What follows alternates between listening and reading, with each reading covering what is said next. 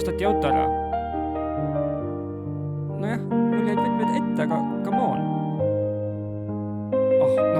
Muidugi, kui ma saaksin ajast tagasi minna, siis ma võtaksin need võtmed sealt eest ära.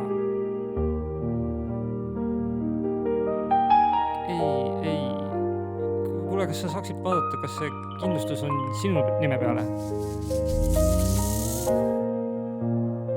Okei, lähme.